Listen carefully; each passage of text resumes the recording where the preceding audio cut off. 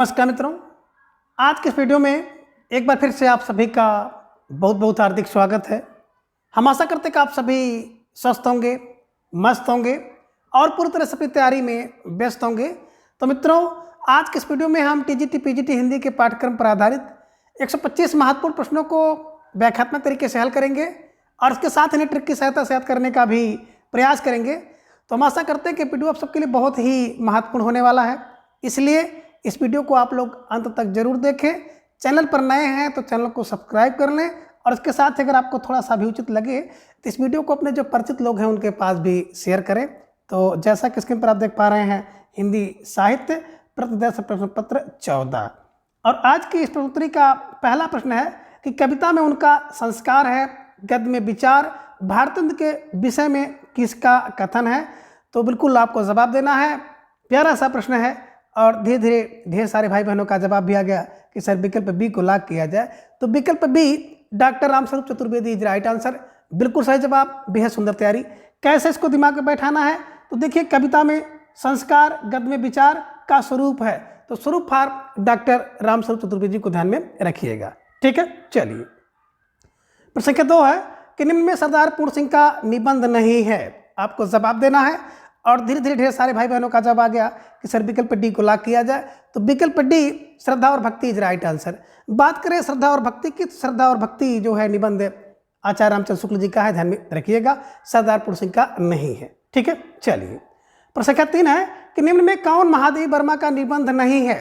आपको जवाब देना है। प्यारा सा प्रश्न आप सबके स्क्रीन पर है और बड़े तेजी के साथ आप सबका जवाब आया कि सर विकल्प डी को लॉक किया जाए। तो विकल्प डी अतीत के चलचित्र इज राइट आंसर, है ना। ये निबंध नहीं है बल्कि एक रेखा चित्र है, तो इसे ध्यान में रखिएगा, स्टार लगाकर नोटबुक में दर्ज कर लीजिए। ठीक है, चलिए प्रश्न संख्या 4 है सीरीज की याद आई निबंध किसका है। जवाब आपको देना है और धीरे धीरे ढेर सारे भाई बहनों का जवाब आ गया सर विकल्प ए को लॉक किया जाए। तो विकल्प ए विद्या निवास मिश्र इज राइट आंसर, बिल्कुल सही जवाब, बेहद सुंदर तैयारी। कैसे दिमाग में बैठाया जाए, तो देखिए सीरीज की याद आई कब आई, बोले जब विद्या के निवास पर पहुंचे तो सीरीज की याद आई, ऐसे ध्यान में रखिएगा। और मैं इसी क्लू से आपको याद कराता हूं कि जब भी आप विद्या के निवास पर बैठते हैं तो सीरीज की याद आती है। ठीक है, चलिए प्रश्न संख्या 5 है कि आधुनिक हिंदी आलोचना में तुलनात्मक आलोचना का जनक किसे माना जाता है। तो आपको जवाब देना है और धीरे धीरे ढेर सारे भाई बहनों का जवाब भी आ गया कि सर विकल्प ए को लॉक किया जाए। तो विकल्प A Padma Singh Sharma is right answer, बिल्कुल सही जवाब, बेहद सुंदर तैयारी। कैसे दिमाग में बैठाया जाए, तो देखिए मित्रों, मैंने इसकी चर्चा की थी कि आधुनिक समाज में अगर किसी व्यक्ति की तुलना की जाती है ना, तो उसके पद से की जाती है कि आप किस पद पर सुशोभित हैं, किस पद पर आप कार्यरत हैं, उसी से तुलना की जाती है। तो ध्यान में रखिएगा, तुलनात्मक आलोचना पद से होती है और पद फॉर पद्म सिंह शर्मा। ठीक है, चलिए प्रश्न संख्या 6 है कि देव बड़े की बिहारी विवाद में भाग लेने वाले आचार्य कौन कौन हैं।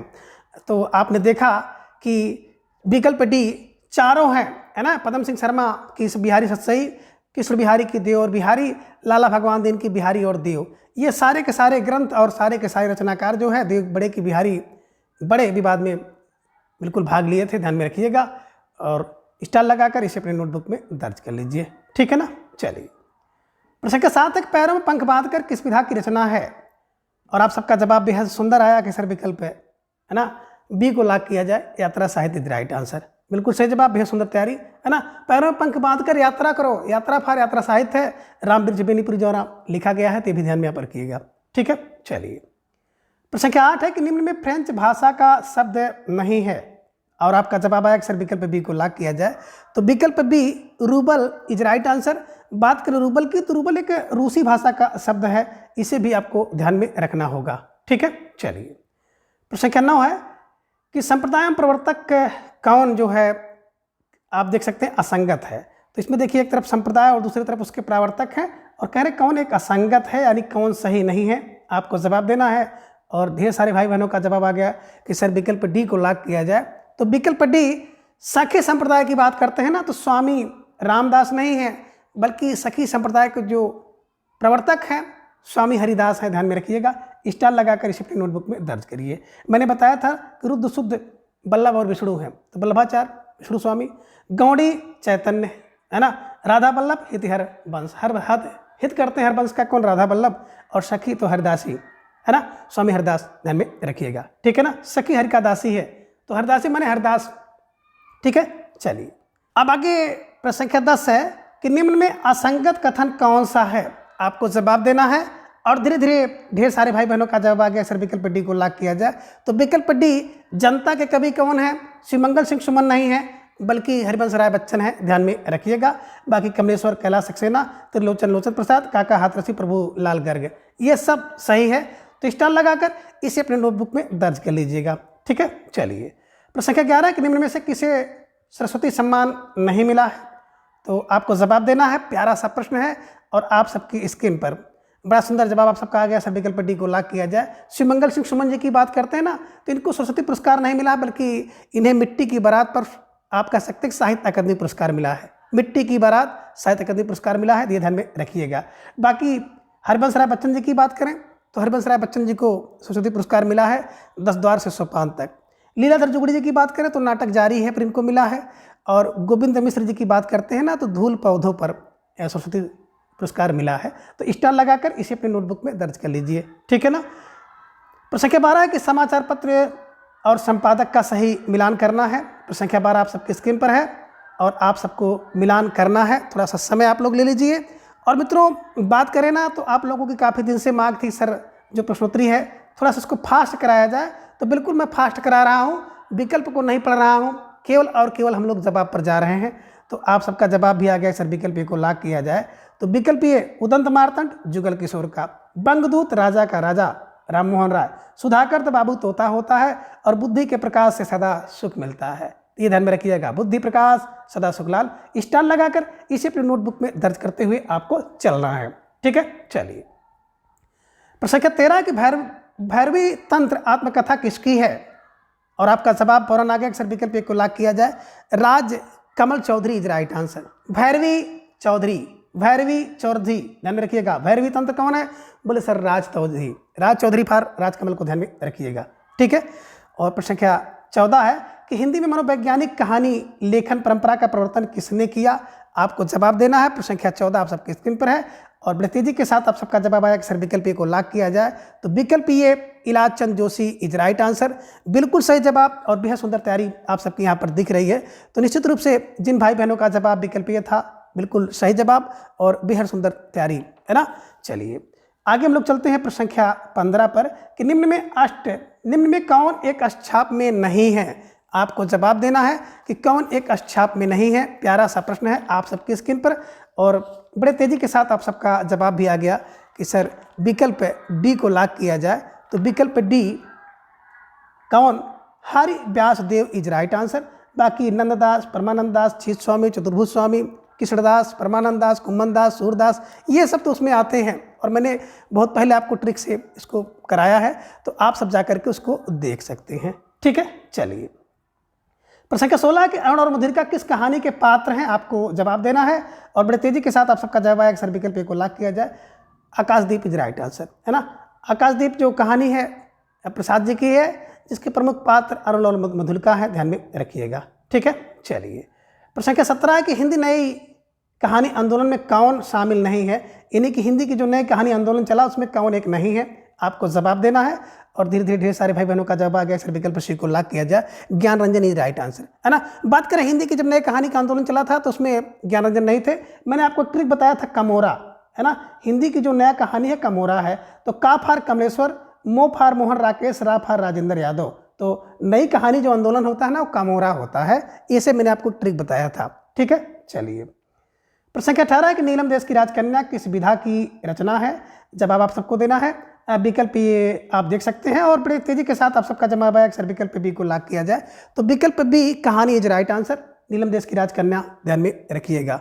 ठीक है, चलिए प्रश्न संख्या 19 है कि पंचवटी प्रसंग नाट्य काव्य किसका है, और आप सबका जवाब भी आ गया सर विकल्प बी को लॉक किया जाए। निराला इज राइट आंसर, है ना। देखिए जो पंचवटी का प्रसंग होता है बड़ा निराला होता है, जब भी पंचवटी का प्रसंग चलता है निराला होता है, ध्यान में रखिएगा। और एक केवल पंचवटी है मैथिली गुप्त की, तो ये भी ध्यान में आपको रखना होगा। ठीक है, चलिए प्रश्न संख्या 20 निम्न में कौन सा एक दलित उपन्यास नहीं है, आपको जवाब देना। प्रश्न संख्या 20 आप सबकी स्क्रीन पर है और बड़े तेजी के साथ आप सबका जवाब आया कि सर विकल्प डी को लॉक किया जाए। जिंदगी नामा कृष्णा सोबती जी की बात करें तो कृष्णा सोबती जी की रचना है ना। ये आपको ध्यान में रखना है। ये क्या है कि एक दलित उपन्यास नहीं है, ये ध्यान में रखिएगा। बाकी छप्पर है ना किसका, हमने बताया था जयप्रकाश करदम का छप्पर है। जस तस भई सवेर है ना, कब, जब सत्य का प्रकाश आएगा। और एक कस्बे के नोट्स कौन लिखता है, नीलेश रघुवंशी लिखते हैं। और नोट की बात करते हैं, ढेर सारी नोट की रचनाएँ हैं, है ना। एक पथ के नोट क्या होता है, पथ के नोट है ना, महेंद्र भल्ला, भला करने के लिए। पत्नी के नोट से ममता होती, ममता कालिया का है। और एक कस्बे का नोट्स नीलेश रघुवंशी। तो सब ध्यान में आप रखिएगा, स्टार लगाकर नोट करते चलिए और इसे कंठस्थ करते हुए आगे बढ़ते रहना है, ठीक है। चलिए, प्रश्न क्या, किस एक निम्नलिखित में से कौन सी कहानी नहीं है, आपको जवाब देना है। इनमें एक कहानी नहीं है, प्रश्न संख्या 21 में। और धीरे धीरे ढेर सारे भाई बहनों का जवाब आ गया। सर विकल्प डी को लॉक किया जाए तो विकल्प डी बात करें अप्सरा, तो अप्सरा उपन्यास है, ध्यान में रखिएगा। लिली, सखी और शुक्ल की बीबी, ये सब जो है कहानी है। और इसी सखी का दूसरा नाम चौधरी चमार हो गया था। तो आप लोगों को मैंने बताया था, स्टार लगाकर इसे अपने नोटबुक में दर्ज कर लीजिए, ठीक है। चलिए, प्रश्न संख्या 22 है, निम्न में एक कहानी काशीनाथ सिंह की नहीं है। अब काशीनाथ सिंह की कौन सी कहानी नहीं है, आपको जवाब देना है। प्रश्न संख्या 22 आप सबकी स्क्रीन पर है। और बड़े तेजी के साथ ढेर सारे भाई बहनों का जवाब आ गया। सर विकल्प डी को लॉक किया जाए। सपाट चेहरे वाला आदमी, अब सपाट चेहरे वाला आदमी कौन है, ये दूधनाथ सिंह की रचना है, ध्यान में रखिएगा। बाकी लोग बिस्तर पे हैं, सुबह का डर और आदमी नामा काशीनाथ सिंह का है, ध्यान में रखिएगा, ठीक है। चलिए, प्रश्न संख्या 23 है, निम्न रचनाओं का क्रम मिलान करो। इस तरह के प्रश्न आपके टीजीटी पीजीटी में तो नहीं पूछे जाते, लेकिन नेट जेआरएफ में पूछा जाता है कि निम्न रचनाओं का क्रम मिलाना है, आपको क्रम मिलाना है। तो धीरे धीरे ढेर सारे भाई बहनों ने क्रम भी मिला लिया कि सर विकल्प ये है ना, मैं हार गई, इसके बाद सच है, फिर एक लेट सैलाब, 3 निगाहों की एक तस्वीर, है ना। स्टार लगाकर इसे अपनी नोटबुक में दर्ज कर लीजिएगा। प्रश्न संख्या 24 है कि निम्न में असंगत विकल्प कौन सा है, आपको जवाब देना है। और प्यारा सा प्रश्न है, तो बड़े तेजी के साथ आप सबका जवाब आया कि सर विकल्प सी को लॉक किया जाए। गुलरा के बाबा नागार्जुन की रचना नहीं है, बल्कि मार्कंडे जी की रचना है, ये ध्यान में रखिएगा। हंसा जाए अकेला, मार के डंडे, मैंने आपको बताया था। तो गुलरा के बाबा मार्कंडे, ध्यान में रखिएगा, ठीक है। बाकी सब सही है। प्रश्न संख्या 25 है कि दो बैलों की कहानी के मुख्य पात्र यहाँ पे आपको लगाना है नहीं है ना। इन्हीं की दो बैलों की कथा, मुंशी प्रेमचंद की कहानी है, उसका प्रमुख पात्र नहीं है। तो कौन सा एक पात्र इसमें नहीं है, आपको जवाब देना था। और आपने जवाब दिया भी कि सर विकल्प डी को लॉक किया जाए। विकल्प डी की बात करते हैं, घीसू, माधव, बुधिया, ये कफन कहानी के प्रमुख पात्र हैं, ठीक है ना। तो जिन भाई बहनों का जवाब विकल्प डी था, तो बिल्कुल सही जवाब, बेहद सुंदर तैयारी, निश्चित रूप से आप सब बधाई के पात्र हैं, ठीक है। चलिए, प्रश्न संख्या 26 है कि प्रथम निबंधकार एवं प्रस्तोता कौन है, आपको जवाब देना है। और इनमें से कहना है कि एक असंगत है, तो कौन असंगत है उसका आपको जवाब देना है। और धीरे धीरे ढेर सारे भाई बहनों का जवाब आ गया, सर विकल्प डी को लॉक किया जाए। सदा सुखलाल को राम कुमार वर्मा जी ने प्रथम है ना निबंधकार नहीं माना है, बल्कि अगर देखा जाए तो इनको विश्वनाथ जी ने माना है ना। विश्व सदा सुख होता है, तो ध्यान में रखिएगा, विश्वनाथ जी ने इनको प्रथम निबंधकार माना है। और भारतेंद्र चंद्र जी को शुक्ल जी ने प्रथम निबंधकार माना। शिव प्रसाद सितारे हिंद को गणपत चंद ने माना। बालकृष्ण भट्ट को लक्ष्मी सागर बासड़े ने माना है। तो स्टार लगाकर इसे अपने नोटबुक में दर्ज कर लीजिएगा, ठीक है। चलिए, अब प्रश्न संख्या 27 है कि निम्न में अग्रस्वर नहीं है, यानी कि अग्रस्वर नहीं है तो पक्षस्वर होगा। अब विकल्प बी सी डी आप देख लीजिए, इसके बाद विचार करिए कि कौन सा विकल्प सही होगा। तो धीरे धीरे ढेर सारे भाई बहनों का जवाब आ गया, सर विकल्प डी को लॉक किया जाए। विकल्प बी और सी इज राइट आंसर, बिल्कुल सही जवाब और बेहद सुंदर तैयारी है। मैंने आपको बताया था कि जब भी अग्र की बात आती है हम लोग कहते हैं ई और ये रहन, कोई घटना परिघटना होती है तो हम कहते हैं ई रहन और ये रहन। तो दोनों ई रस और दीर्घ और दोनों ए है ना, ये आग्र में आ जाते हैं। आ की बात करते हैं ह्रस्वा, तो भैया ये तो मध्य है। और बाकी जो बच जाते हैं वो पस स्वर में आते हैं, तो ध्यान में रखिएगा, है ना। तो उस हिसाब से अगर देखेंगे तो बी ऊ और इसके बाद आपको देखेंगे सी आ, ध्यान में रखिएगा, ठीक है। तो बिल्कुल विकल्प डी इज राइट आंसर, है ना। चलिए, प्रश्न संख्या 28 है कि जिन ध्वनि चिन्हों द्वारा मनुष्य विचार विनिमय करता है उसकी समिष्ट रूप को भाषा कहते हैं, किसकी परिभाषा है। और धीरे धीरे सारे भाई बहनों का जवाब आ गया, सर विकल्प ए को लॉक किया जाए। तो विकल्प A doctor Baburam Saxena is right answer, बिल्कुल सही जवाब। कैसे दिमाग में बैठाया जाए, तो देखिए ध्वनि चिन्ह द्वारा कौन बुलाता है, क्योंकि बाबू छोटा बच्चा होता है, संकेत द्वारा ध्वनि द्वारा बुलाता है, क्योंकि बोल नहीं पाता है, ठीक है। चलिए, प्रश्न क्या होते हैं कि निम्न में भाषा की एक विशेषता नहीं है, आपको जवाब देना है। और धीरे धीरे ढेर सारे भाई बहनों का जवाब आ गया कि सर विकल्प ए को लॉक किया जाए। भाषा एक अनुवांशिक संपत्ति है, ये गलत है, एक अनुवांशिक संपत्ति नहीं है ना। स्टार लगाकर इसे अपने नोटबुक में दर्ज कर लीजिए। ठीक है, चलिए। प्रश्न 33 है कि निम्न में कौन एक पश्चिमी भाषा की बोली नहीं है? कौन सी एक भाषा पश्चिमी नहीं है, बोली नहीं है? और आप सबका जवाब आ गया सर, विकल्प डी को लॉक किया जाए। अवधी इज राइट आंसर। बात करें ए बी सी, अवधी, बघेली और छत्तीसगढ़ी ये पूर्वी भाषा की बोलियां हैं। ब्रजभाषा कन्नौजी बुंदेलखंडी पश्चिमी की है, ध्यान में रखिएगा। प्रश्न 31 तक निम्न में लिपि का विकास क्रम सही है, आपको जवाब देना है। और धीरे धीरे ढेर सारे भाई बहनों का जवाब आ गया सर, विकल्प डी को लॉक किया जाए। तो विकल्प डी चित्र, प्रतीक, भाव और ध्वनि। चित्र पर भाव, ध्वनि। चित्र पर भाव, ध्वनि, ध्यान में रखिएगा। चित्र है सी, पी, वी और डी, है ना। चित्र प्रभाव ध्वनि, चित्र पर भाव ध्वनि। ठीक है, चलिए। प्रश्न संख्या 32 है कि हिंदी का पढ़नी किसे कहा जाता है? और धीरे धीरे ढेर सारे भाई बहनों का जवाब भी आ गया सर, विकल्प को लॉक किया जाए। कामता प्रसाद गुरु इज राइट आंसर। अब हिंदी का पढ़नी कौन है जो कमाता भी है और गुरु भी है? तो कामता प्रसाद गुरु हिंदी का पढ़नी, कमाता भी है, गुरु भी है ना। ऐसे ध्यान में रखिएगा, स्टार लगाकर अपने नोटबुक में दर्ज कर लीजिएगा। प्रश्न का 33 है कि निम्न में कौन एक भाषा की विशेषता नहीं है? आपको जवाब देना है। और धीरे धीरे ढेर सारे भाई बहनों का जवाब आ गया सर, विकल्प बी को लॉक किया जाए। जटिलता से सरलता की ओर भाषा की विशेषता नहीं है। बाकी अगर आप देखेंगे तो बिल्कुल ये भाषा सरल से क्लिष्ट की ओर, भावों से विचार की ओर, विचार से भावों की ओर, तो बिल्कुल सही है। ठीक है, चलिए। प्रश्न का 34 है कि हिंदी को संघ की राजभाषा बनाने का जो प्रस्ताव संसद में पारित हुआ था, उसके प्रस्तावक कौन थे? आपको जवाब देना है। प्रश्न संख्या 34। और धीरे धीरे ढेर सारे भाई बहनों का जवाब आ गया सर, विकल्प डी को लॉक किया जाए। श्री गोपाल स्वामी अयंगर, बिल्कुल सही जवाब, बेहद सुंदर तैयारी, है ना। देखिए, राजभाषा में प्रस्ताव पारित हुआ, उसके प्रस्तावक कौन थे? प्रस्तावक श्री गोपाल, ध्यान में रख लीजिएगा। ठीक है, चलिए। अब आगे प्रश्न संख्या 35 है कि सालभद्र सूर्य को हिंदी का प्रथम कवि किसने माना है? आपको जवाब देना है। और ढेर सारे भाई बहनों का जवाब आ गया सर, विकल्प डी को लॉक किया जाए। Ganpat Chandragupta is right answer, है ना। अब देखिए, सालभद्र सूर्य को कौन माना? बोले गण माने हैं। शिव ने किसको माना? शिव शंकर ने पुणे को माना है। राहुल सांकृत्यायन जी की बात करते हैं तो किसको इन्होंने माना है? सरहपा को माना है। और राम कुमार वर्मा जी ने शंभू को माना है। ये भी आपको ध्यान में रखना होगा, स्टार लगाकर इसे अपनी नोटबुक में दर्ज करते हुए आप आगे बढ़ते चलें। प्रश्न संख्या 36 है भाषा सर्वेक्षण के रचनाकार कौन है? तो आप सबका जवाब आ गया सर, विकल्प ए को लॉक किया जाए। Gierson is right answer. अब भाषा सर्वेक्षण, बोले सर भाषा सर्वेक्षण गियर्सन, सर्वेक्षण गियर्सन, ध्यान में रखिएगा। ठीक है। प्रश्न संख्या 37 है कि हजारी प्रसाद द्विवेदी ने पुनर्नवा उपन्यास की कथा का आधार की स्वीकृति से लिया है? और धीरे धीरे ढेर सारे भाई बहनों का जवाब आ गया सर, विकल्प ए को लॉक किया जाए। चंदायन के आधार पर इज राइट आंसर, है ना। देखिए, हजारी प्रसाद द्विवेदी ने जो पुनर्नवा उपन्यास की रचना की थी तो चंदायन के आधार पर की थी। पुनर्नवा, चंदायन, ध्यान में रखिएगा।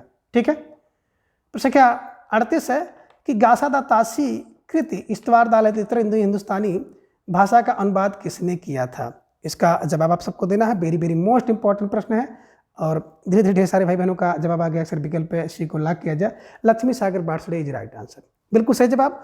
अब मैंने अब किसको एक्चुअली बताया था ना कि गासादा तासी की बात करते हैं, और जब इनका इतिहास लिखा गया इस्तवार दाला, तो दा तासी दाला, दादा मिलाइए। और लेन देन दे ल्या दयाला, कहते हैं ल्या और ल्या दा कब होता है? लक्ष्मी से होता है। तो लक्ष्मी फा लक्ष्मी नारायण, लक्ष्मी सागर बार्सडे को ध्यान में रखिएगा। ठीक है, इन्होंने इसका अनुवाद किया था।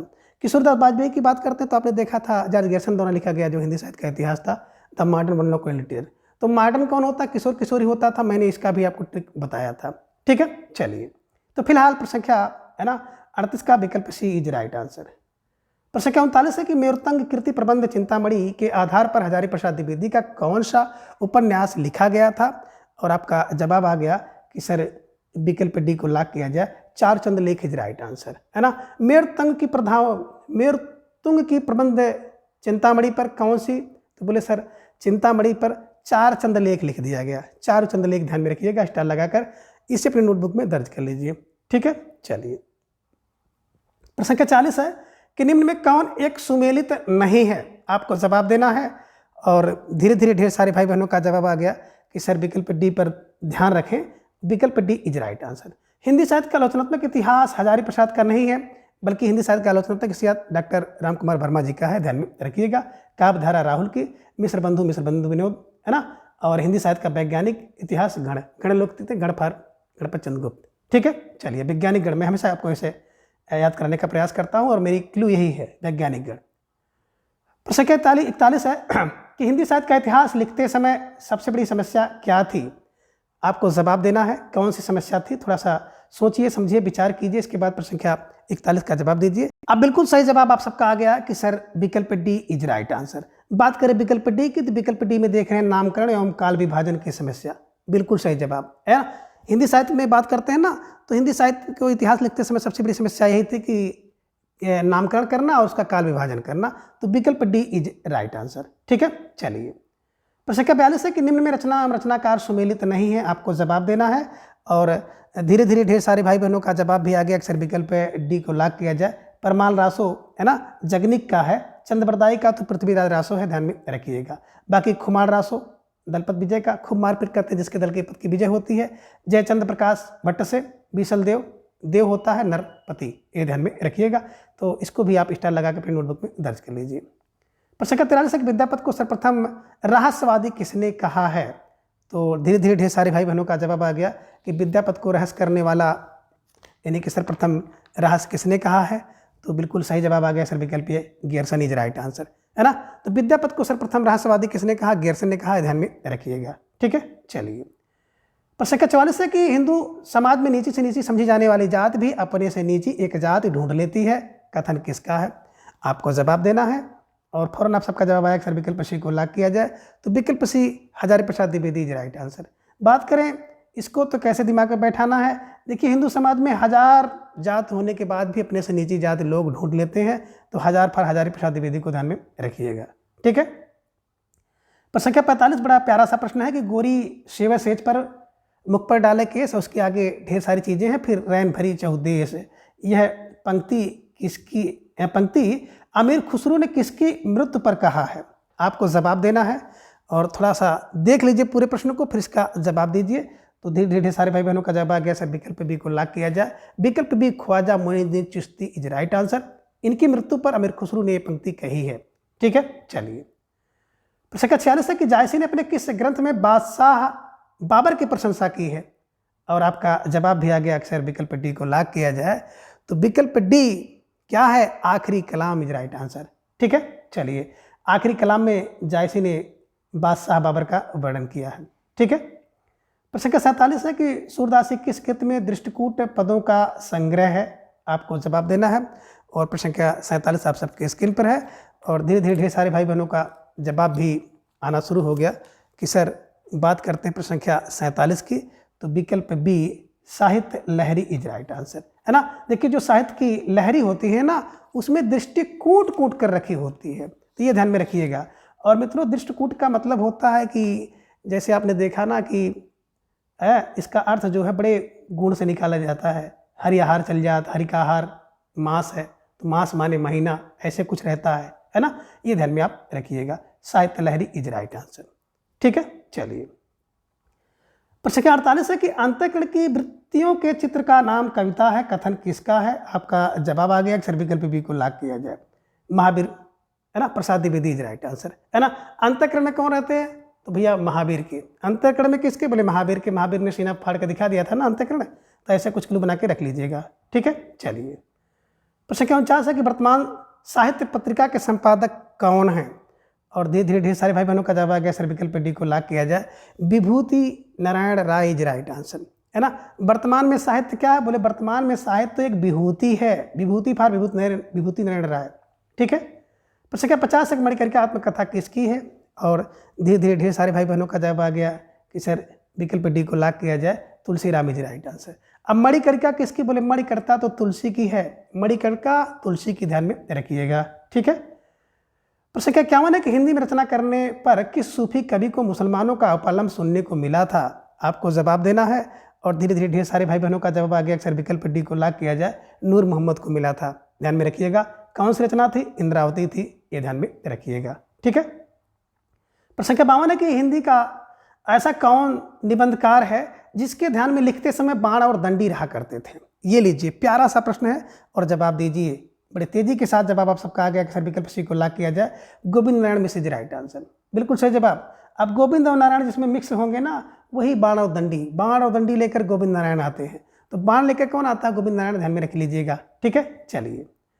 प्रश्न संख्या 53 है कि इंदुमती किसकी छाया मानी जाती है? तो आपको जवाब देना होगा। बड़ा आप कह सकते हैं कि पारंपरिक रूप से पूछा जाने वाला प्रश्न है और आप सबका जवाब भी आ गया। अक्सर विकल्प सी को लॉक किया जाए। टेम्पेस्ट इज राइट आंसर, है ना। इंदुमती पेस्ट लगाती है, पेस्ट की छाया ध्यान में रखिएगा, टेम्पेस्ट। ठीक है, चलिए। प्रश्न संख्या 54 है कि निम्नलिखित में कौन धीरोदत्त नायक है? आपको जवाब देना है और धीरे धीरे ढेर सारे भाई बहनों का जवाब आ गया कि सर विकल्प डी को लॉक किया जाए। भीमसेन इज राइट आंसर, बिल्कुल सही जवाब। धीरधन उद्दत है, धीर है ना, धैर्यशाली हो, उद्दत हो, चपल हो, उग्र हो, दम्भी हो, अहंकारी हो, जैसे भीम जी हैं, ये ध्यान में रखिएगा। ठीक है, चलिए। प्रश्न संख्या 55 है कि गुलाम मंडी उपन्यास के लेखक कौन है? यानी गुलाम मंडी उपन्यास किसका है? तो धीरे धीरे ढेर सारे भाई बहनों का जवाब आ गया। अक्सर विकल्प डी को लॉक किया जाए। निर्मला बुराड़िया इज राइट आंसर, है ना। बिल्कुल, गुलाम मंडी में क्या होता है? बुराड़िया होता है, बुराड़िया, ध्यान में रखिएगा। प्रश्न संख्या 56 है कि वह अभिधा उत्तम काव्य है, मध्य लक्षणालीन, अधम व्यंजना, रस बिरस, उल्टी कहत नवीन। ये बिल्कुल किसकी पंक्ति है? तो ढेर सारे भाई बहनों का जवाब आया। अक्सर विकल्प सी को लॉक किया जाए। देव इज राइट आंसर, है ना। कैसे इसको बैठाया जाए? तो देखिए, अभिधा उत्तम है, काव्य मध्यम है, किसमें? बोले सर देव में। देव में, देव फार देव को ध्यान में रखिएगा। प्रश्न संख्या 57 है और कई बार मेरे द्वारा पूछा भी जा चुका है और परीक्षा में भी पूछा गया है कि सतसैया के दोहरे ज्यों नावक के तीर में नावक का क्या अर्थ है? और आपका जवाब आ गया सर विकल्प डी को लॉक किया जाए। मधुमक्खी इज राइट आंसर, बिल्कुल सही जवाब। जो मधुमक्खी का डंक होता है, तो मधुमक्खी का डंक ध्यान में रख लीजिएगा। ठीक है, चलिए। प्रश्न संख्या 58 है कि दुर्जन का संधि विच्छेद क्या होगा? ये संधि रूप की बात कर रहे हैं। संधि रूप क्या होगा? और संधि में अगर विच्छेद देखा जाएगा तो विकल्प बी इज राइट आंसर। दुह धन धन बराबर दुर्जन, ये ध्यान में रखिएगा। ठीक है। प्रश्न संख्या 59 है कि लिंग किस भाषा का शब्द है? और आप सबका जवाब भी आ गया। सर विकल्प सी को लॉक किया जाए। संस्कृत भाषा का शब्द है लिंग, और लिंग का अर्थ होता है चिन्ह, और चिन्ह का मतलब होता है जिससे स्त्री पुरुष या नर मादा का बोध हो, उसे लिंग कहते हैं। ठीक है, चलिए। प्रश्न संख्या 60 है कि निम्न में फोर्ट विलियम कॉलेज से संबंध में एक सत्य है। अब निम्नलिखित में से कौन सा फोर्ट विलियम कॉलेज से संबंधित थे? कौन कौन से दो? तो उसी को पूछ रहा कौन है, आपको जवाब देना है। और धीरे धीरे ढेर सारे भाई बहनों का जवाब भी आ गया कि सर विकल्प सी को सही किया जाए। लल्लू और सदल इज राइट आंसर, है ना। ये बिल्कुल फोर्ट विलियम कॉलेज में भाषा के मुंशी पद पर नियुक्ति थे, है ना। तो लल्लू और सदल, मैंने बताया था लल्लू टाइप के लोग एक तो थे और दूसरे पगल टाइप के लोग थे। तो पगल फार ध्यान में रखिएगा, सदल मिश्र को ध्यान में बैठा लीजिएगा। तो लल्लू और सदल ध्यान में रख लीजिएगा। ठीक है, चलिए। प्रश्न संख्या 61 है कि निम्न में कौन आदिकाल का नाम नहीं है? आपको जवाब देना है और धीरे धीरे ढेर सारे भाई बहनों का जवाब भी आ गया। सर विकल्प डी को लॉक किया जाए। तो गद्य काल जो है आदिकाल का नाम नहीं है, बल्कि गद्य काल तो आधुनिक काल का नाम है। बाकी चाणकाल, विरगाथा काल, सिद्ध सामंत काल, बीज बपन काल, ये सब तो बिल्कुल आदिकाल के नाम हैं। ठीक है, चलिए। प्रश्न संख्या 62 है कि स्वार्थ का संधि विच्छेद होगा, यानी कि सही संधि विच्छेद क्या होगा? आपको जवाब देना है और धीरे धीरे ढेर सारे भाई बहनों का जवाब भी आ गया कि सर विकल्प बी को लॉक किया जाए। स्व धन अर्थ को कहते हैं स्वार्थ। आ मिलकर के दीर्घ स्वर संधि, है ना, स्वार्थ। ठीक है, चलिए। प्रश्न संख्या 63 है कि निम्न में अशुद्ध वर्तनी का चयन कीजिए। तो इनमें अशुद्ध वर्तनी कौन सी है? और धीरे धीरे ढेर सारे भाई बहनों का जवाब भी आ गया। सर विकल्प डी को लॉक किया जाए। जागृत अशुद्ध है ना। इसका जो शुद्ध रूप होता है जागृति, ध्यान में रखिएगा। ठीक है, चलिए। प्रश्न संख्या 64 है कि निम्न में कौन विकल्प असंगत है? आपको जवाब देना है। 64 आप सबके स्क्रीन पर है और धीरे धीरे ढेर सारे भाई बहनों का जवाब आ गया। अक्सर विकल्प सी को लॉक किया जाए। पुरी देवी देव, ये व्यक्तिवाचक नहीं है बल्कि जातिवाचक है। पुरी कहने से जितने भी पुरी टाइप के नगर हैं सबका बोध होता है। देवी में सभी देवियों का, देवताओं में सभी देवों का, है ना। तो ये जात सूचक है, ध्यान में रखिएगा। ठीक है। प्रश्न संख्या 65 है कि निम्न में कौन एक पुल्लिंग है? आपको जवाब देना है और धीरे धीरे ढेर सारे भाई बहनों का जवाब आ गया। सर विकल्प डी को लॉक किया जाए। गिरी, है ना। गिरि पुल्लिंग है, गिरि माने होता है पर्वत। ठीक है, चलिए। प्रश्न संख्या 66 है कि निम्न में किसका स्त्रीलिंग रूप अशुद्ध है? आपको जवाब देना है। प्यारा सा प्रश्न है और धीरे धीरे ढेर सारे भाई बहनों का जवाब आ गया। अक्सर विकल्प डी को लॉक किया जाए। नेता का नेति नहीं होता, बल्कि नेता का जो स्त्रीलिंग शब्द होता है नेत्री होता है। बाकी नेता का नेत्री होता है, अभिनेता का अभिनेत्री होता है, ये ध्यान में रखिएगा। तो प्रश्न संख्या 66 का विकल्प डी जो है अशुद्ध है। बाकी कर्ता का कर्ती, धाता का धात्री, दाता का दात्री सही है। ठीक है, चलिए। प्रश्न संख्या 67 है कि निम्न में किस वाक्य में कर्म कारक है? आपको जवाब देना है। प्यारा सा प्रश्न है और धीरे धीरे ढेर सारे भाई बहनों का यहाँ पे कर्म कारक नहीं है, लगा लीजिए, है ना। निम्न में किस वाक्य में कर्म कारक नहीं है? अब आपका जवाब आ गया, अक्षर विकल्प डी को लॉक किया जाए। मैंने हरि को रुपया दिया, और किसी को देने के अर्थ में हो तो उसमें संप्रदान होता है, ध्यान में रखिएगा। ठीक है ना। बुलाना के अर्थ में कर्म है, बाघ को मारना के अर्थ में, चोर को पकड़ने के अर्थ में भैया कर्म कारक है, लेकिन देने के अर्थ में कर्म नहीं होता है, बल्कि, है ना, क्या होता है, संप्रदान होता है, ध्यान में रखिएगा। तो इसमें संप्रदान कारक है। ठीक है, चलिए। प्रश्न संख्या 68 है कि निम्न में सर्वनाम कितने होते हैं? आपको जवाब देना है। यहाँ पे सर्वनाम के भेद नहीं, बल्कि सर्वनाम कितने हैं। तो आपका जवाब भी आ गया सर, विकल्प सी को लॉक किया जाए। तो विकल्प सी 11 इज राइट आंसर। ठीक है, चलिए। प्रश्न संख्या 69 है, कश्मीरी सेव सिंदूरी लाल होता है में सिंदूरी शब्द है, और आपका जवाब भी आ गया सर, पर विशेषण है। विशेषण क्या है? लाल, और लाल में सिंदूरी लाल, विशेषण पर विशेषण है, इसलिए पर विशेषण ध्यान में रखिएगा। ठीक है, चलिए। आगे प्रश्न संख्या 70 है कि निम्न में कौन सा विकल्प असंगत है? आपको जवाब देना है। आपके स्क्रीन पर प्रश्न संख्या 70 प्यारा सा प्रश्न है, और आपका जवाब आ गया, सीता सो रही थी। ये संदिग्ध भूत नहीं है, बल्कि सीता सो रही थी। अगर भूत की बात करते हैं तो अपूर्ण भूत होगा। ठीक, यही असंगत है। ठीक। प्रश्न क्या कहता है कि निम्न में अलकतरा, आलपीन, तंबाकू और चाबी शब्द है। आपको जवाब देना है। धीरे धीरे ढेर सारे भाई बहनों का जवाब आएगा सर, पुर्तगाली शब्द है। अलकतरा लग जाएगा गाली दोगे, आलपीन चुप जाएगी, तंबाकू खा के व्यक्ति गाली देता है, चाबी खो जाएगी तो गाली, तो गाली फार पुर्तगाली शब्द है, ध्यान में रखिएगा। मोस्ट इंपॉर्टेंट प्रश्न है। ठीक है, चलिए। प्रश्न क्या 72 है कि 24, 34 एवं 26 में कौन सा समास है? तो धीरे धीरे ढेर सारे भाई बहनों का जवाब भी आ गया कि सर 24, 34 इसमें विकल्प सी द्वंद्व समास है। 24, 20 और 4, 4 और 20, 34, 30 और 4, 26, 20 और 6, तो और छिपा हुआ है, इस कारण से द्वंद्व समास है। ठीक है, चलिए। प्रश्न का 73 है कि अच्छे लड़के परिश्रमी होते हैं में वाक्य है। किस प्रकार का वाक्य है? आपको जवाब देना है, और धीरे धीरे ढेर सारे भाई बहनों का जवाब आ गया सर, विकल्प को लॉक किया जाए। सरल वाक्य इज राइट आंसर। ठीक है। प्रश्न क्या 74 है कि अशुद्ध वाक्य का चयन करें।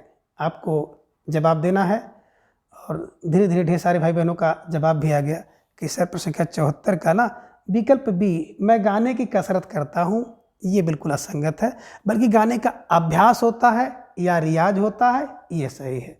बाघ और बकरी एक घाट पर पानी पीते हैं, सही है ना। मिठाई लेकर लड़का दौड़ता हुआ आया, ध्यान में रखिएगा, पाया है तो खुश होगा। पुलाव बहुत लजीज चीज़ है ना। तो निश्चित रूप से जिन भाई बहनों का जवाब विकल्प बी था, बिल्कुल सही जवाब, बेहद सुंदर तैयारी।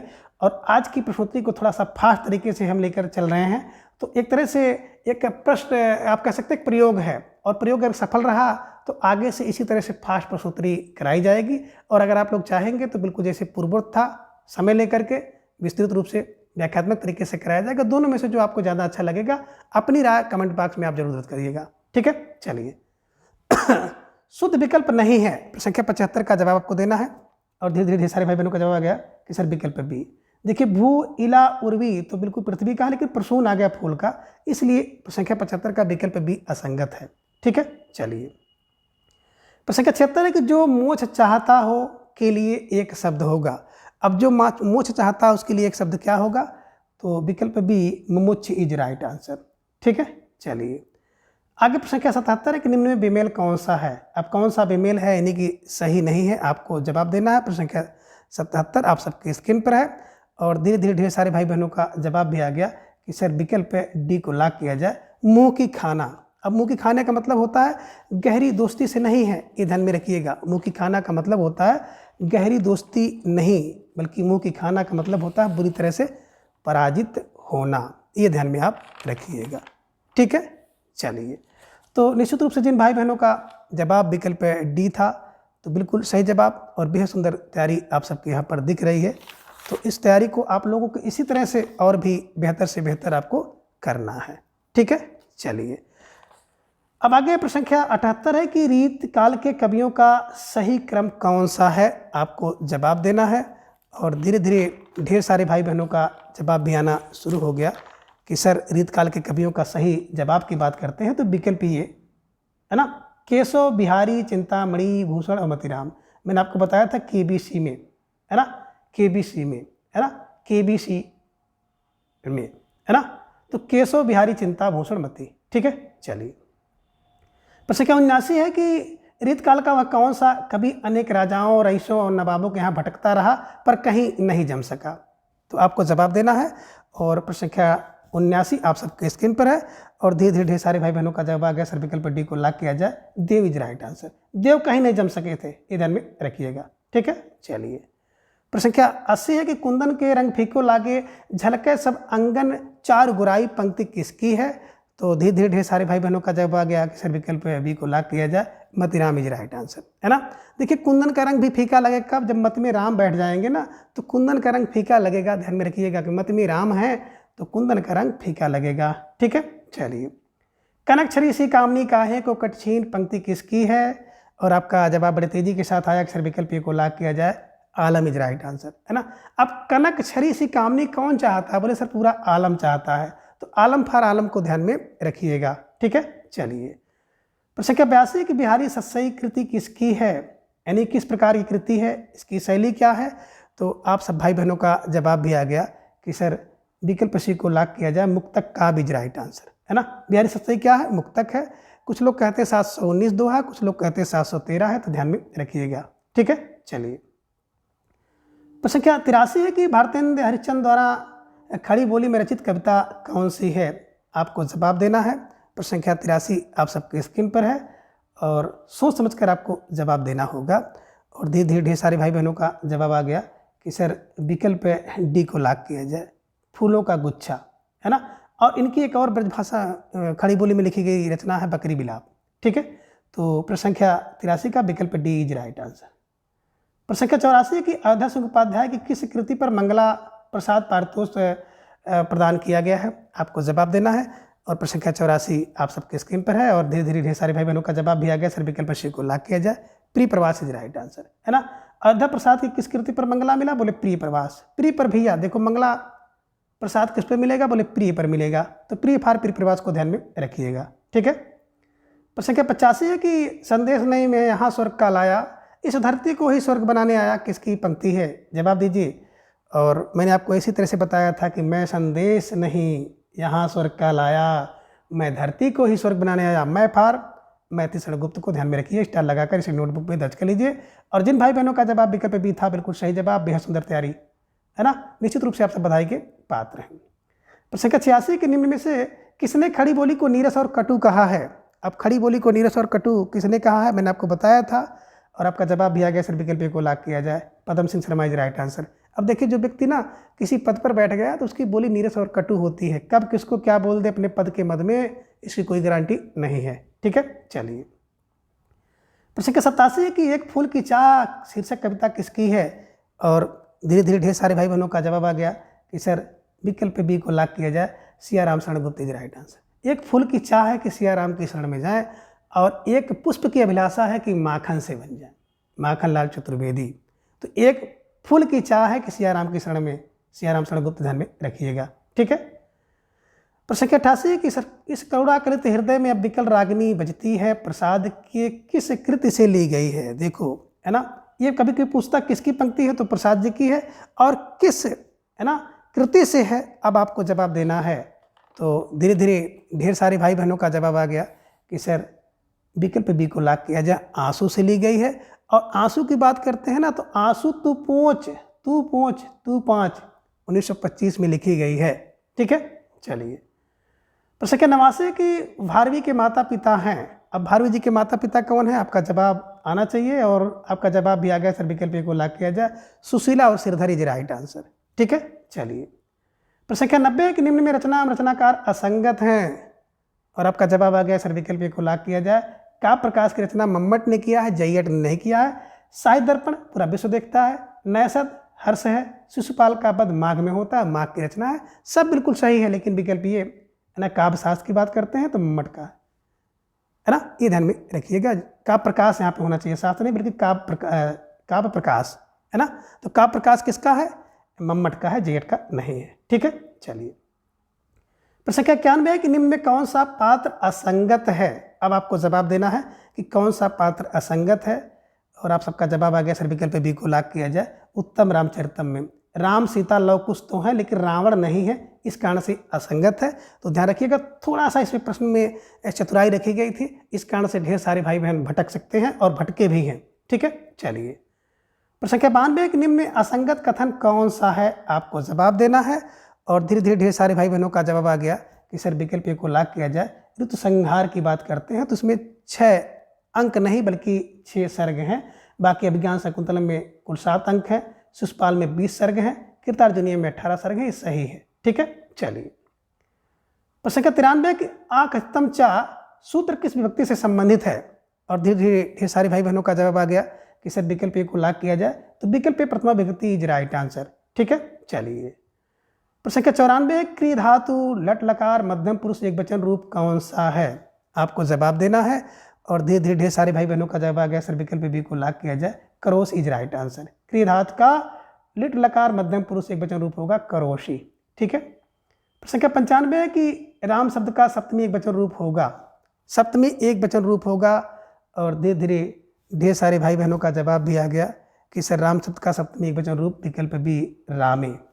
ठीक है, रामे रामयो रामेशु। ठीक, चलिए। प्रश्न संख्या 96 है कि 18 उपन्यास किसकी कृति है?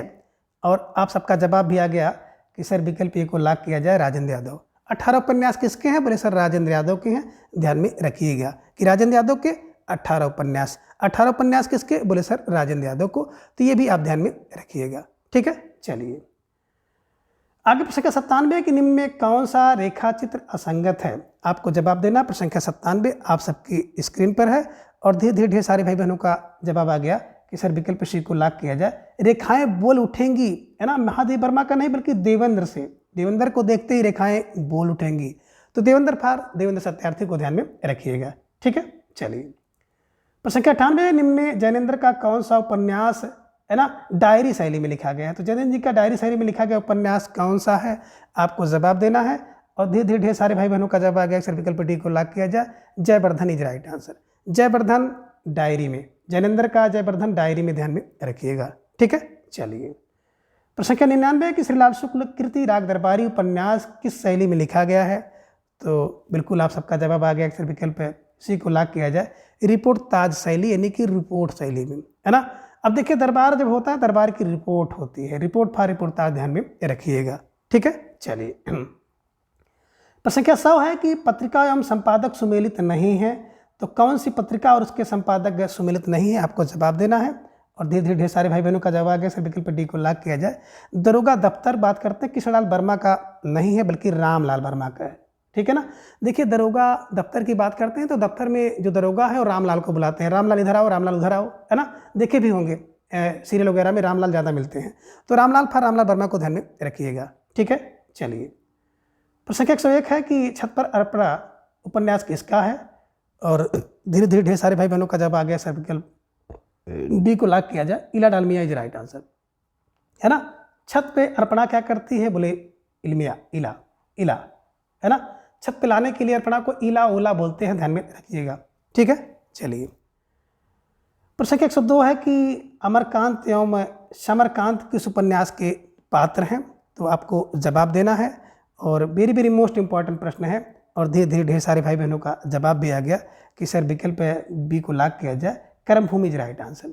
अमरकांत समरकांत, देखिए कर्म में व्यक्ति कर्मभूमि पर जब पड़ जाता है तो कर्मभूमि में पढ़ करके व्यक्ति अमर से समर होता है और समर से अमर होता है, ध्यान में रखिएगा। ठीक है, चलिए। आगे प्रश्न संख्या 103 है कि विनोद कुमार कृति एक नौकर की कमीज उपन्यास की विषय वस्तु क्या है? आपको जवाब देना है, तो धीरे धीरे ढेर सारे भाई बहनों का जवाब आ गया सर विकल्प सी को लाख किया जाए, दफ्तर के पारिवारिक एवं बाबुओं की विचारगी का अंकन किया गया है। यानी कि जो दफ्तर है ना, दफ्तर का वातावरण आपको देखने को यहाँ पर मिलेगा। ठीक है, चलिए। प्रश्न संख्या 104 है कि हिंदी की प्रथम कहानी एवं प्रस्तोता कौन माने जाते हैं? आपको जवाब देना है, और धीरे धीरे ढेर सारे भाई बहनों का जवाब भी आ गया कि सर कौन, है ना। तो यहाँ पे देखेंगे आपको दिखाई दे रहा है कि जमींदार का दृष्टांत राजेंद्र बढ़वालिया, है ना। ये अगर जमींदार का दृष्टांत की बात करते राजेंद्र बढ़वालिया नहीं बल्कि रेमंड जे न्यूटन होना चाहिए था, है ना। ये तो लेखक हैं, है ना, बल्कि रेमंड जे न्यूटन यहाँ पर आना था कि प्रथम प्रस्तोता। तो स्टार लगाकर इसे अपनी नोटबुक में दर्ज कर लीजिए, ठीक है। इंदुमती रामचंद्र शुक्ल ने, प्रणय पीड़ा बच्चन ने, एक टोकरी भर मिट्टी जयशंकर प्रसाद ने माना है। तो सब बिल्कुल सही है, ठीक है। चलिए प्रश्न 105 है कि बुढ़िया की गठरी नामक कहानी पर कृष्ण बलदेव वैद्य ने कौन सी कहानी लिखी है।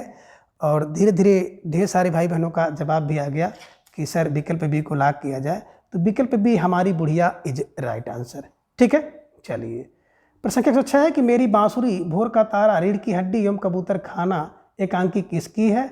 और धीरे धीरे ढेर सारे भाई बहनों का जवाब भी आ गया कि सर सारी रचनाओं का अगर देखा जाए तो विकल्प सी जगदीश चंद्र माथुर इज राइट आंसर, बिल्कुल सही जवाब। और बेहद सुंदर तैयारी आप सबके यहाँ पर दिख रही है।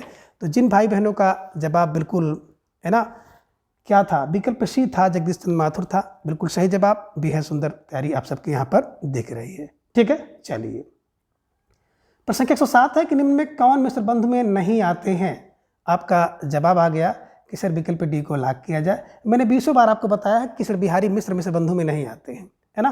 कौन है, श्याम सुख गणेश, श्याम सुख गणेश हमेशा ध्यान में रखिएगा, है ना। कृष्ण बिहारी उसमें नहीं आते हैं, ना तो राज बिहारी आते हैं, ये ध्यान में रखिएगा, ठीक है। चलिए प्रश्न 108 है कि हिंदी साहित्य का विवेचनात्मक इतिहास किसने लिखा है। और धीरे धीरे ढेर सारे भाई बहनों का जवाब आ गया सर विकल्प सी को लॉक किया जाए, Suryakant Shastri is right answer. अब हिंदी साहित्य की विवेचना कौन करता है, तो विवेचना सूर्यकांत शास्त्री करते हैं, है ना, ये ध्यान में रखिएगा, ठीक है। चलिए प्रश्न 109 है कि मिश्र बंधु विनोद 1913 को साहित्य के पंचांग की संज्ञा किसने दी है। इन्हीं की मिश्र बंधु विनोद को हिंदी साहित्य का पंचांग किसने कहा है। तो धीरे धीरे ढेर सारे भाई बहनों का जवाब भी आ गया कि सर विकल्प ए को लॉक किया जाए, है ना।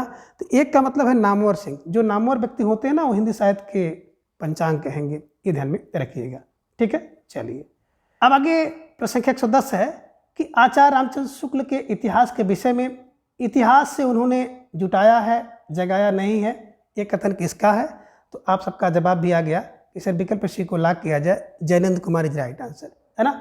जुटाया, जगाया, जयनंदर, है ना, जा देखिए ढेर सारे मिल रहे हैं, इसको ऐसे याद कर लीजिएगा।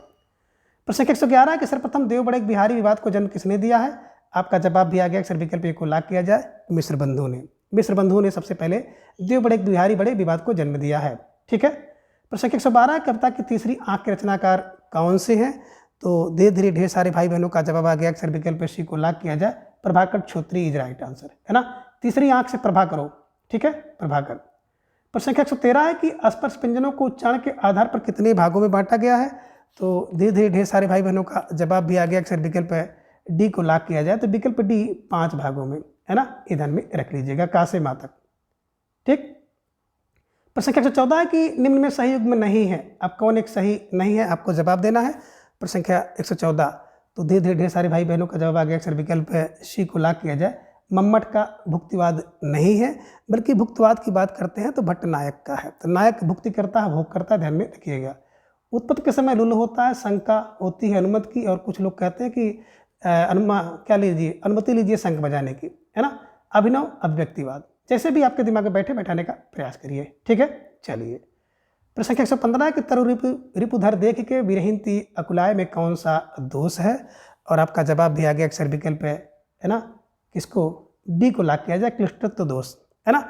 अब क्लिष्टत्व दोष का मतलब होता है जब कोई पंक्ति दे दी जाए और उसको नियम द्वारा उसका अर्थ निकाला जाए, है ना, तब असाधारण तरीके से उसका अर्थ ना निकले तो क्लिष्टत्व दोष होता है। जिस तरु रिपु, तरु माने वृक्ष का, रिपु माने शत्रु, कौन होता है, आग होता है। तो आग का रिपु कौन होता है, जल होता है। और जल को देख करके, बादल को देख के, वर्षा के देख के विरहीन का ती मन हृदय अकुला रहा है। तो ये ध्यान में रखिएगा, बड़े कठिनाई से इसका अर्थ समझ में आ रहा है, इसका अर्थ इसमें क्लिष्टत्व दोष है, ठीक है। चलिए प्रश्न 116 है कि निम्न में असंगत विकल्प कौन सा है, आपको जवाब देना है। तो धीरे धीरे ढेर सारे भाई बहनों का जवाब आ गया, अक्षर विकल्प डी को लॉक किया जाए, तद दोषो, है ना। तद कहते मम नहीं तद दोष, मम नहीं तद दोष, यानी कि मम्मट का है, ध्यान में रखिएगा, है ना, कुंतक का नहीं है, यही असंगत है। शब्दार्थ सहित मामा। वाक्यम विश्वम रमणी जगन्नाथ। ठीक है, चलिए। प्रश्न संख्या 117 है कि काव्य दोष की परिभाषा इनमें से सबसे पहले किसने दी थी? तो आपका जवाब भी आ गया, अक्सर विकल्प सी को लॉक किया जाए, बामन इज राइट आंसर, है ना। काव्य के दोष की परिभाषा सबसे पहले बामन दिया था, बामन को ध्यान में रखिएगा। ठीक है, चलिए। प्रश्न संख्या 118 की वेशभूषा के आधार पर जो भाव प्रदर्शित किए जाते हैं उन्हें क्या कहते हैं?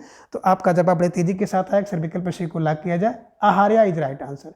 वेशभूषा को आहार्या कहते हैं। ठीक है। प्रश्न संख्या 119 है कि भारतीय रस सिद्धांत में साधारणीकरण का सर्वप्रथम प्रयोग किसने किया, है ना। तो आपका जवाब धीरे धीरे आ गया कि सर विकल्प सी को लॉक किया जाए, आचार्य भट्टनायक इज राइट आंसर। साधारणीकरण किसका होता है? नायक का होता है। साधारणीकरण नायक का होता है, ध्यान में रखिएगा। प्रश्न संख्या 120 है कि काव्य शोभा धर्मान अलंकारान प्रचिते किसका कथन है? तो आपका बड़ा प्यारा सा जवाब आ गया, सर विकल्प ए को लॉक किया जाए, दंडी। काव्य शोभा धर्मान अलंकारान दंडी, दंडी, है ना।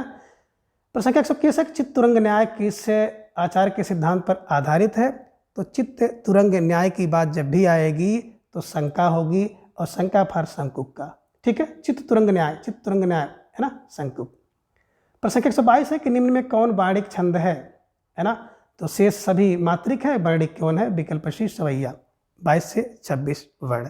ठीक है, तो ये ध्यान में आप रखिएगा।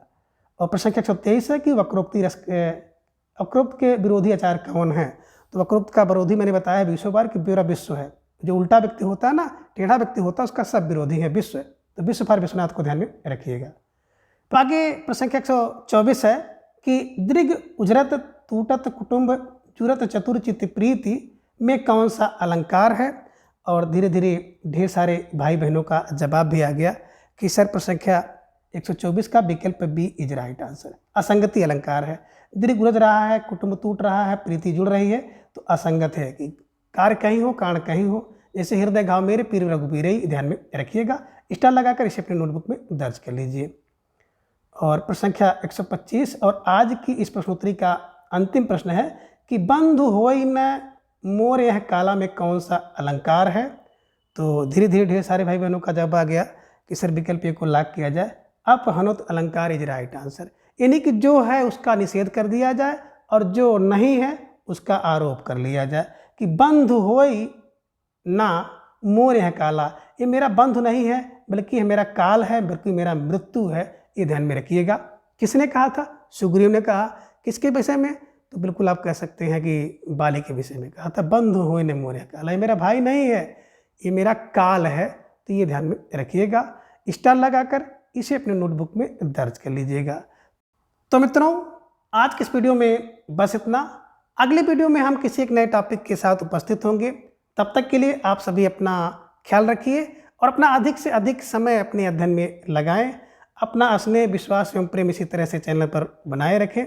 धन्यवाद, नमस्कार, बाय बाय।